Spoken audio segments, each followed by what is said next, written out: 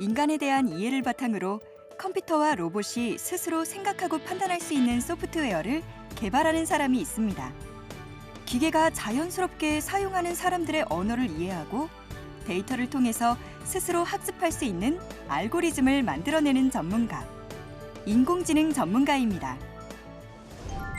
영화 아이언맨을 보면 주인공의 비서 역할인 자비스가 등장하는데요. 각종 전투나 해킹은 물론 아이언맨의 핵심 무기인 슈트 제작에도 도움을 주는 만능형 컴퓨터였죠. 기계임에도 독립적인 인격을 가지고 있어서 조언을 하거나 농담을 하기도 하는데요. 영화 속 장면이 아니라 현실에서도 이런 로봇이 있으면 얼마나 좋을까 상상해 보신 적 있으신가요? 바로 그 상상을 현실로 만들어줄 오늘의 직업인 인공지능 전문가를 만나보겠습니다. 우리나라 최고의 과학기술대학교 중 하나인 한국과학기술원. 이곳에 뇌과학연구센터라는 다소 생소한 이름의 연구실이 있는데요. 기계의 생각과 마음을 담는 이수영 인공지능 전문가를 만나보겠습니다. 안녕하세요. 저는 한국과학기술원 뇌과학연구센터 소장 이수영입니다. 인공지능이란 인간의 학습 능력과 추론 능력, 지각 능력, 자연 언어의 이해 능력 등을 컴퓨터 프로그램으로 실현한 기술을 말하는데요.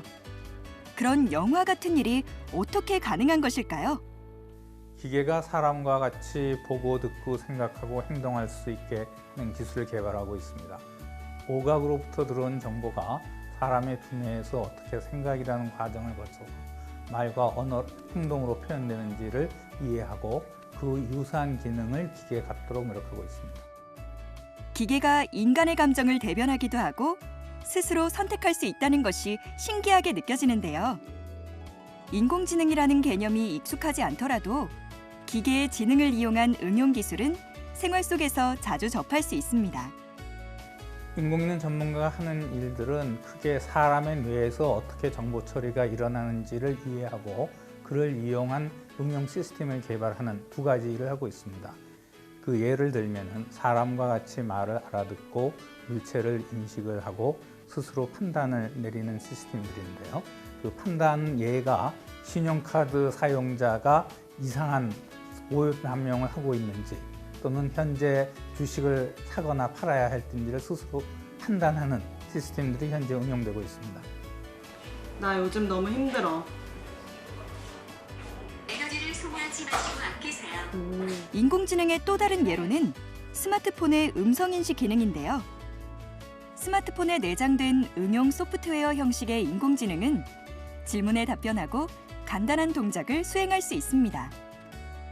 일상생활에서 자연스럽게 사용하는 자연어를 기계가 인식하고 이해하는 것이죠. 또한 사진을 찍을 때 자동 얼굴 인식 기능을 활성화시키면 카메라가 얼굴을 찾아서 예쁘게 보정해주는 기능 역시 인공지능의 한 분야라고 할 수 있습니다.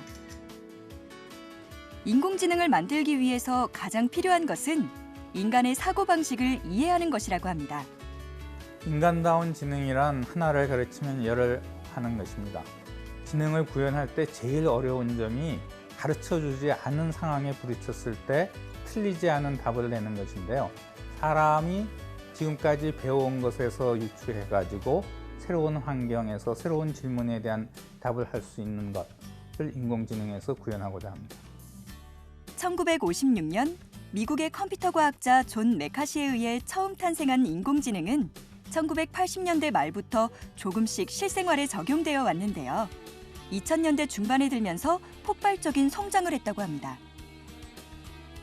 인공지능의 기본 원칙은 사람처럼 실생활에서 얻어진 자료를 이용해 스스로 배워나가는 데 있습니다. 그를 위해서는 방대한 실생활 데이터가 필요했고 이것을 학습을 통해서 지식체계에 융합시키기 위한 계산 능력이 필요했습니다. 그 두 가지가 2000년대 중반 가능하게 되었고요. 따라서 사람이 태어나서 10년 동안 배워야 했던 일들을 현재 대부분의 사람들이 쓸 수 있는 컴퓨터에서 인터넷으로 공급되는 자료를 이용해서 수일에 배울 수 있게끔 되었고요. 그것이 인공지능이 활성화된 기본 이유가 됩니다. 요즘에는 궁금한 것이 있으면 당연하게 검색을 하는데요. 인터넷 창 안에 수많은 정보들이 존재하기 때문입니다. 이미 컴퓨터는 많은 지식을 가지고 있는 셈인데요.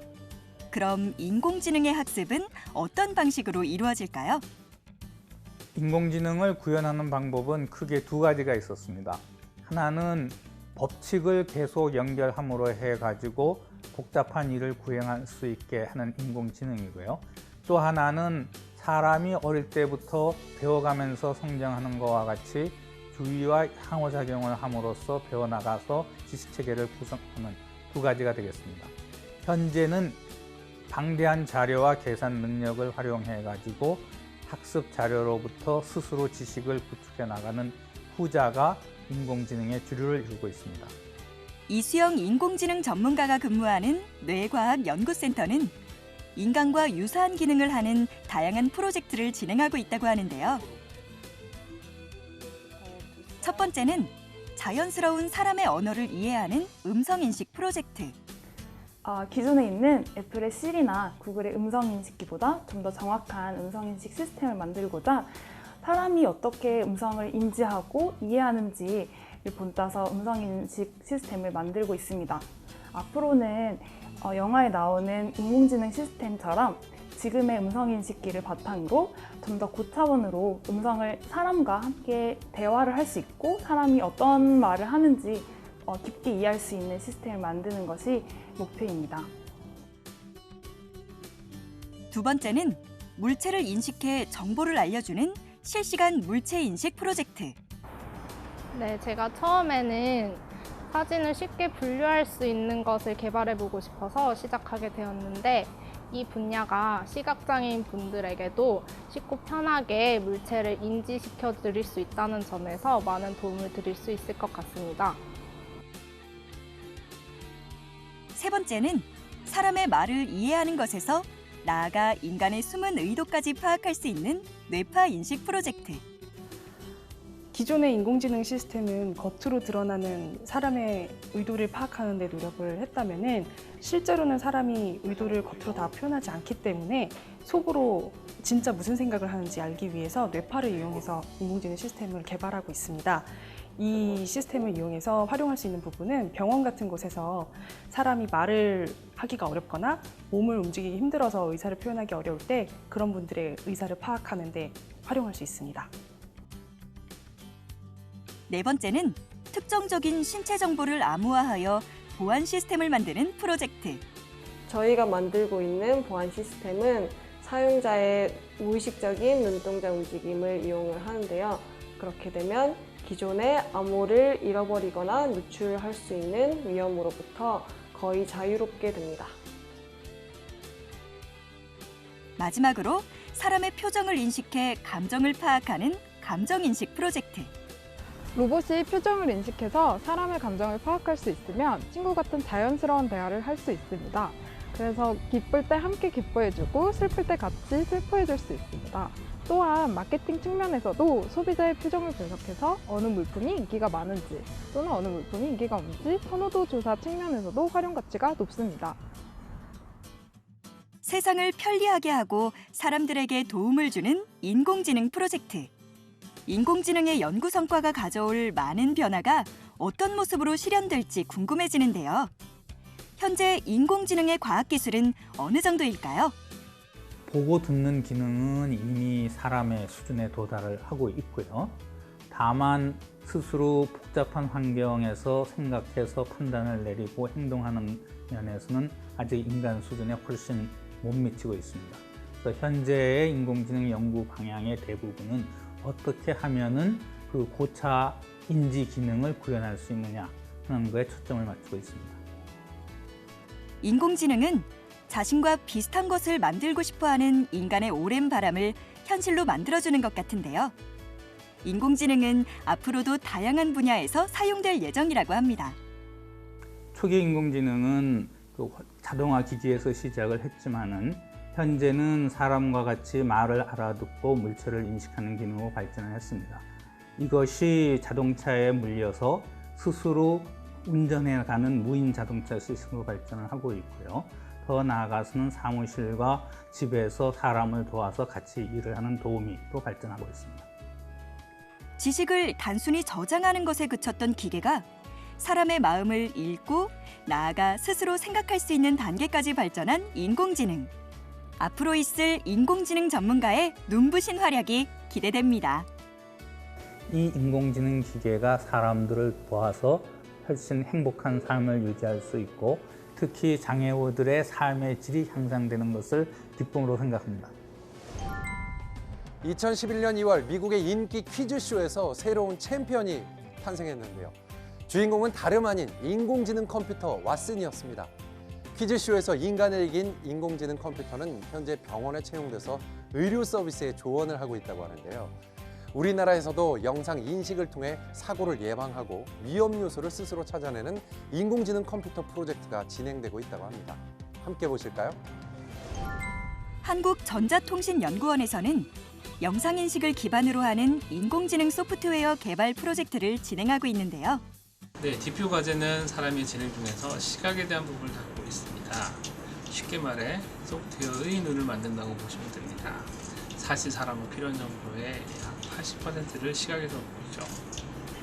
예를 들면 사건의 목격자도 중요하지만 그 지역의 CCTV, 지나간 차량의 블랙박스 사진들, 시민의 사진 정보를 누적 분석할 수 있다면 왜 사고가 있었는지, 앞으로 어떤 사고가 발생할 수 있는지를 예측할 수 있을 것입니다. 영상 정보를 누적 분석할 수 있는 인공지능 소프트웨어가 디퓨입니다. CCTV의 영상 중 위험 요소를 수집하고 체계화해 위험 요소의 다양한 데이터를 학습시켜 인공지능이 위험 요소와 비위험 요소를 구분하도록 하는 디퓨 프로젝트. 이를 통해 우리의 삶이 어떻게 바뀔지 궁금한데요. 네, 디퓨가 완성되면 대량의 사진 동영상을 분석할 수 있을 것입니다. 작게는 도심의 크고 작은 사건을 분석하고 가까운 미래에 발생 가능한 사고를 예측할 수 있습니다. 크게는 위성 사진을 누적 분석해서 국토의 변화, 기후의 변화, 가을의 변화를 예측하고 대규모 재난재해를 미리 예측해서 피해를 최소한으로 줄일 수 있을 것입니다.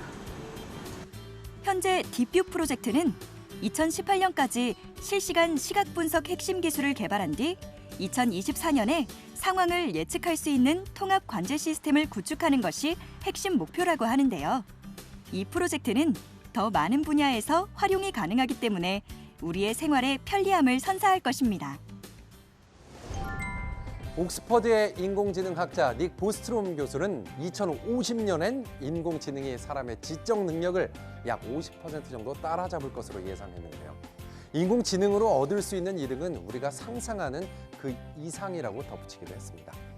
그렇다면 미래 산업의 핵심 기술이 될 인공지능 전문가가 되기 위한 자질에는 어떤 것이 있을까요? 인간의 뇌는 아직 과학이 정복하지 못한 것들 중 하나인데요. 인공지능 전문가야말로 이 미개척 분야에 용감하게 뛰어든 탐험가 같다는 생각이 듭니다. 이러한 인공지능 전문가가 되기 위해서는 갖춰야 할 자질도 있는데요. 사람의 뇌가 어떻게 지능을 구현하는지에 대한 이해가 필요하고요. 이것을 응용 시스템으로서 구현하기 위해서는 공학적, 과학적 지식이 필요합니다. 물론 제일 근본적인 거는 사람에 대한 관심과 이제 애정이 되겠습니다. 대한 인공지능 분야는 굉장히 밝다고 볼 수 있습니다. 의료 분야에서도 많이 쓰이고 있고 로봇 분야에서도 많이 쓰이고 있고요. 향후에 더욱 더 많은 분야에서 활용이 가능하기 때문에 더욱 밝다고 볼 수 있습니다. 공학, 과학은 물론 인문학 영역에 걸쳐 다양한 기술을 총동원해야 하는 인공지능 전문가. 어렸을 적 TV를 보며 상상의 나래를 펼쳤던 공상을 현실로 만들어낼 수 있는 멋진 직업인데요. 사람에 대한 호기심과 열정을 가진 분이라면 인공지능 전문가가 되어보는 건 어떨까요? 인공지능 전문가란 인간에 대한 이해를 바탕으로 컴퓨터와 로봇 등이 인간과 같이 사고하고 의사결정할 수 있도록 인공지능 알고리즘 또는 프로그램 구현 기술을 개발하는 전문가입니다. 인공지능 전문가가 되기 위해 필요한 자질. 사람에 대한 호기심과 탐구심, 그리고 열정이 있어야 합니다. 심리학과 인지과학, 신경과학, 그리고 전자전산 등의 전공이 유리합니다. 공학적 지식 이외에 기초 분야인 수학, 심리학, 신경생리학 등 인간 두뇌를 연구하는 분야에 대한 이해가 필요합니다. 사회에 도움이 되고 싶다는 책임감과 도전 정신이 필요합니다. 인공지능 전문가가 되는 길. 높은 수준의 전문 지식이 필요하므로 대학원 수준에서 뇌인지공학, 바이오 뇌공학, 전자, 전산, 산업공학, 로봇공학 등을 전공하는 것이 유리합니다.